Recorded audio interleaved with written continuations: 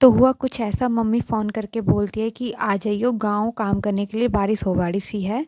तो मैं चली जाऊँ रेडी होर अपने गाँव की तरफ। नमस्कार दोस्तों, स्वागत है आपका मेरे नए ब्लॉग के अंदर। मैं रेडी होके चल देती हूँ दौसा बस डिपो पे। थोड़ी देर पश्चात मैं पहुँच जाती हूँ दौसा बस डिपो पे। हमारा दौसा का बस डिपो बहुत ही अच्छा बस डिपो है। मैं थोड़ी देर इंतज़ार करने के बाद मेरे पास आ जाती है बस, और मैं बस में बैठकर अपनी यात्रा शुरू कर देती हूँ। लगभग 45 मिनट की दूरी तय कर मैं पहुंच जाती हूँ बालाजी मोड़ अपने काका की दुकान पर।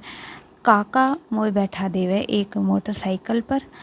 वह कुछ दूरी चलने के बाद मेरा घर आ जाता है। मैं पहुंच जाती हूँ अपने घर पर।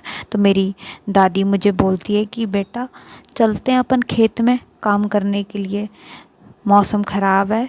तो मैं और मेरी दादी चल देते हैं खेत। थोड़ी सी देर चलवा के बाद मैं और मेरी दादी पहुंच जावे हमारा खेत पे।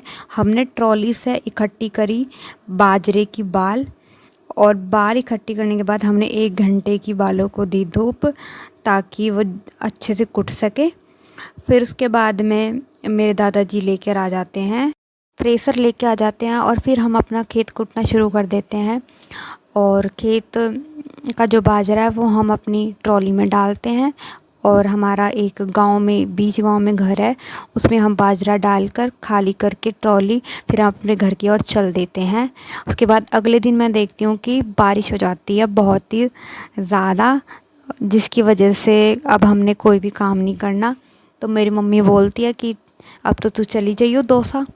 फिर उसके बाद में थोड़ी देर मस्ती करने के बाद, रील बनाने के बाद, फिर उसके बाद में मैं दौसा के लिए तैयार हो जाती हूँ। थोड़ी देर मैंने रील बनाई, मेरी चाची और को खेत में गई, मैंने उनकी भी रील बनाई।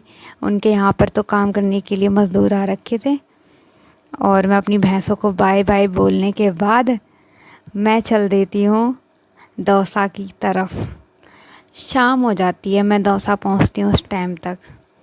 Thank you so much blog देखने के लिए।